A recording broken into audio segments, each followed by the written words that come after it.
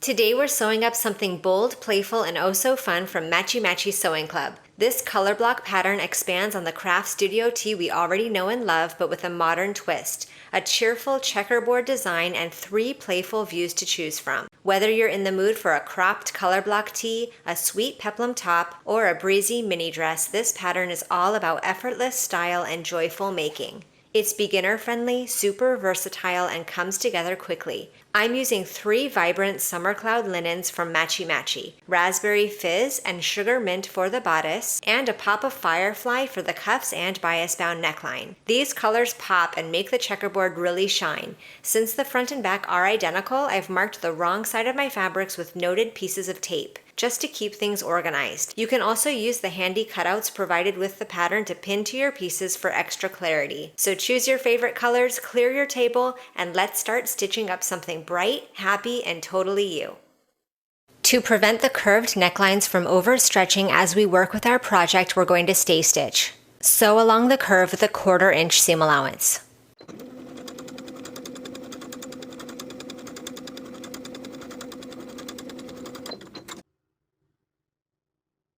Repeat to stay stitch the neckline for both front upper body pieces as well as both back upper body pieces. The front and back bodice pieces will be constructed in the same way. Begin by placing the left and right top bodice pieces right sides together and pinning the center seam. Sew with a 1/2 inch seam allowance and finish the raw edges together.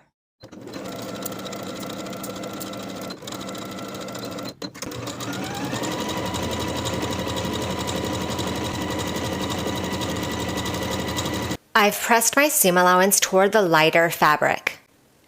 Then we're going to top stitch from the right side of the fabric on the lighter side, catching that seam allowance as we go with a 1/4 inch seam allowance.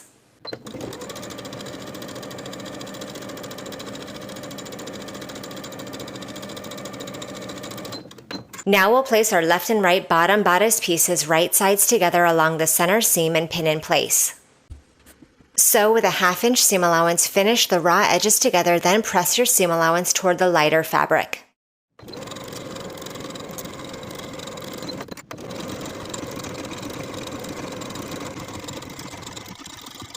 Now we'll top stitch the seam allowance in the same way as we did for the top bodice pieces, sewing along the lighter side of the fabric and catching that seam allowance as we go from top to bottom, sewing with a 1/4 inch seam allowance.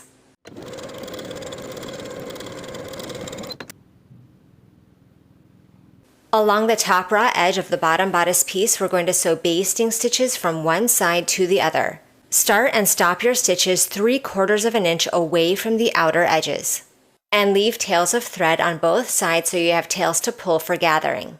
We'll sew 2 rows of basting stitches, one with a 1/4 inch seam allowance straight across. Then once we've sewn that set of stitches and left our tails, we'll start a fresh set of stitches with a 5/8 inch seam allowance, remembering to start and stop our stitches 3/4 of an inch away from the outer raw edge. Sew with a 5/8 inch seam allowance, leaving thread tails at the opposite end.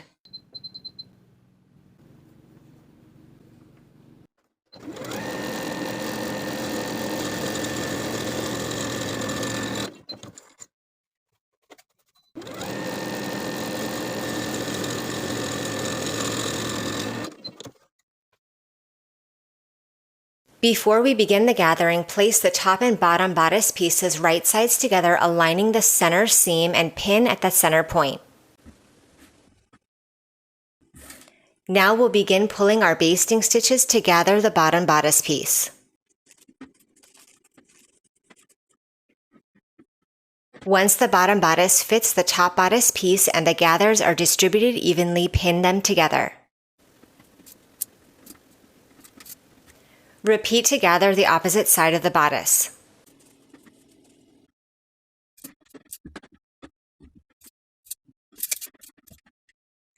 Sew the top and bottom bodice pieces together straight across with a 1/2 inch seam allowance and finish the raw edges together. Then press your seam up toward the top bodice piece.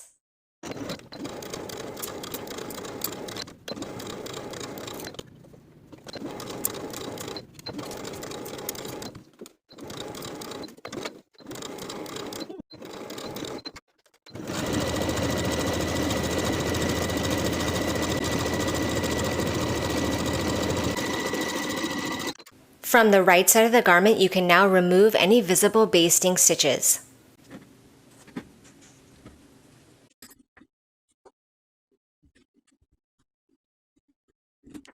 Repeat all of these steps to create your opposite bodice piece.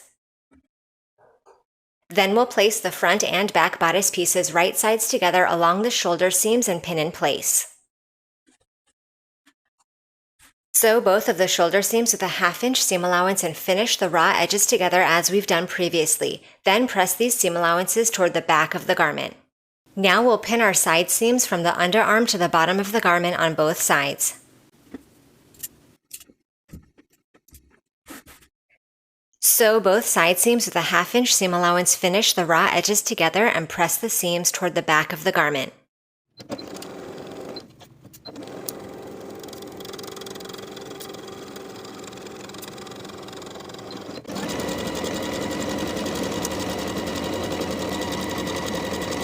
Fold your cuff piece right sides together, align the short edges and pin in place.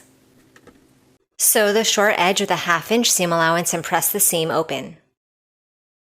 Then we'll fold the cuff piece in half, wrong sides together, and give that a good press. Repeat to create both cuffs. Here is my bodice turned inside out, and we're going to begin attaching the cuff. Place the cuff and the armhole right sides together, align the seam of the cuff with the bottom of the armhole. Continue pinning the cuff in place.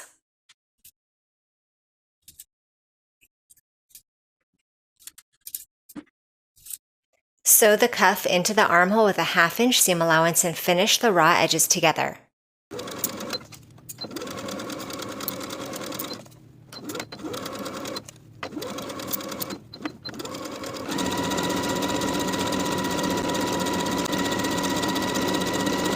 Press the cuff toward the outside of the garment and press its seam allowance toward the inside of the garment.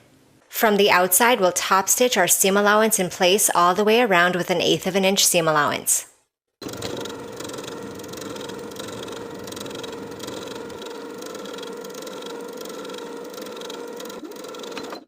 Repeat to attach both cuffs to your bodice. Fold and press your binding 1/3 of the width to the wrong side. Then roll and press an additional 1/3 of the width. Now that I have that pressed, I'll open out my creases, and the lines that we've pressed into the bias tape will help us with our sewing as we move forward. Starting at the center back, place the bias tape and the neckline right sides together and pin all the way around without stretching the bias tape.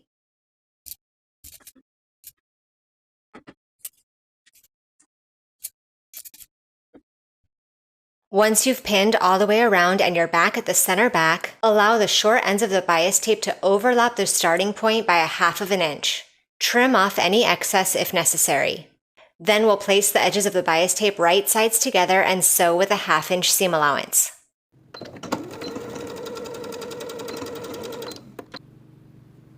Press the seam of the bias tape open, then we're going to sew around the neckline to attach the bias tape with a 3/8 inch seam allowance, which should fall right in line with the outermost crease that we pressed into the bias tape.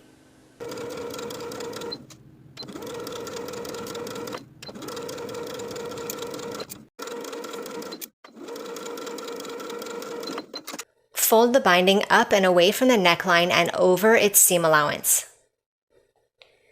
Understitch the binding by sewing the binding to the seam allowance underneath, with an 1/8 of an inch seam allowance all the way around.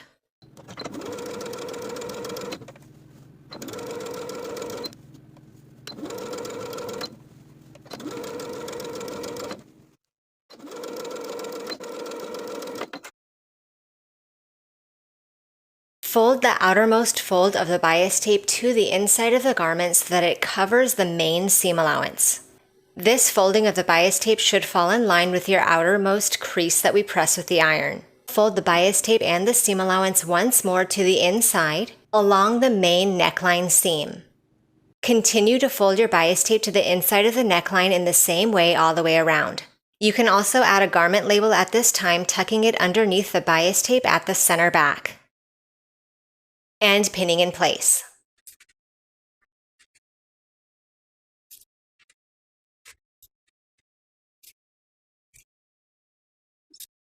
Once the bias tape is pinned in place all the way around, edge stitch close to the bottom inner fold of the bias tape with about 1/8 of an inch seam allowance all the way around the neckline.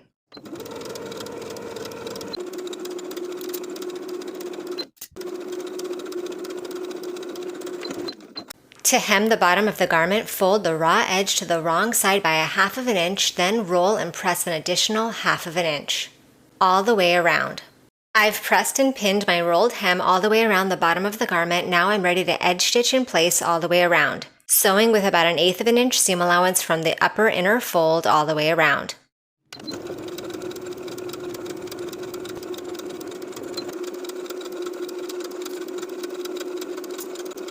And now your top is complete. Thank you for watching this sew along. Make sure you subscribe to the channel so you don't miss future sewing tutorials, and I'll see you in the next video.